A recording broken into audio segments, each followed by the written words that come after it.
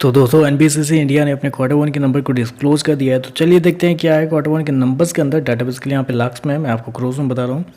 तो देखिए पिछले क्वार्टर की बात करें तो कंपनी का टोटल रेवेन्यू जो कंपनी ने ऑपरेशन के जनरेट किए थे 4024 करोड़ के आसपास, पिछले साल 1926 करोड़, जबकि अभी देखें तो बढ़ के 2144 करोड़ कंपनी का जो रेवेन्यू है वो आपको जाता हुआ देखने को। तो साल देखें तो साल कंपनी के रेवेन्यू के अंदर लगभग बोल सकते हैं 11% के आसपास की तेजी आपको देखने को मिले। वहीं अगर क्वार्टर जाते हैं तो क्वार्टर कंपनी के रेवेन्यू के अंदर एक बड़ी गिरावट आपको देखने को। क्वार्टरली बेसिस पे जाते हैं तो कंपनी का रेवेन्यू लगभग बोल सकते हैं 47% आपको गिरता हुआ देखने को मिला। तो क्वार्टरली बेसिस पे कंपनी का रेवेन्यू गिरता हुआ देखने को मिला, जबकि साल 11% के आसपास की तेजी भी आपको देखने को मिली। कंपनी ने कितना रेवेन्यू जनरेट किया, 2144 करोड़ के आसपास का रेवेन्यू इस क्वार्टर में आपको आता हुआ देखने को मिल रहा है, जबकि मार्केट का अनुमान था कि इस क्वार्टर में कंपनी का जो रेवेन्यू है वो 2780 करोड़ के आसपास आता हुआ देखने को मिलेगा। तो मार्केट के अनुमान से देखें तो कंपनी का जो रेवेन्यू है वो आपको कम होता हुआ देखने को मिला है, जो कि थोड़ा सा सरप्राइज है। चलिए कंपनी के खर्चे क्या है वो देखते हैं।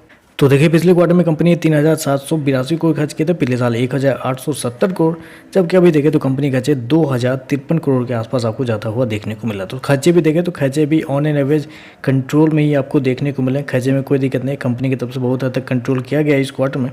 चलिए कंपनी का नेट प्रॉफिट क्या निकलता है वो देखते हैं। तो देखिए पिछले क्वार्टर की बात करें तो पिछले क्वार्टर में 141 करोड़ का प्रॉफिट था, पिछले साल मात्र 77 करोड़ के आसपास, जबकि अभी देखें तो बढ़ के 107 करोड़ कंपनी का जो प्रॉफिट है वो आपको जाता हुआ देखना। तो साल देखें तो साल कंपनी के प्रॉफिट के अंदर लगभग बोल सकते हैं 40% के आसपास की तेजी आपको देखने को मिली, जबकि रेवेन्यू 11% बढ़ा है। उसके बावजूद देखें तो कंपनी का प्रॉफिट 40% आपको बढ़ता हुआ देखने को मिल रहा है, जबकि क्वार्टर जाते हैं तो क्वार्टर कंपनी का प्रॉफिट के अंदर गिरावट भी आपको देखने को मिल रही है। लगभग बोल सकते हैं 25% के आसपास की गिरावट आपको देखने को मिली। मैं आपको बता दूं कंपनी ने शो कितना किया है, 107 करोड़ के आसपास का प्रॉफिट इस क्वार्टर में शो किया है, जबकि मार्केट का अनुमान था कि इस क्वार्टर में कंपनी का प्रॉफिट को लेकर 132 करोड़ के आसपास मार्केट का अनुमान था कि इस क्वार्टर में कंपनी का प्रॉफिट आता हुआ देखने को मिलेगा। लेकिन यहाँ से देखें तो मार्केट का अनुमान से आपको कम होता हुआ देखने को मिल रहा है। प्रॉफिट बिफोर अगर टैक्स भी देखें तो इस क्वार्टर में कंपनी का क्या बनता है, लगभग 107 करोड़ के 143 करोड़ के आसपास प्रॉफिट बिफोर टैक्स बनता है, जबकि मार्केट का अनुमान था कंपनी का प्रॉफिट बिफोर टैक्स को लेकर 175 करोड़ के आसपास। तो मार्केट का अनुमान से देखें तो कंपनी का प्रॉफिट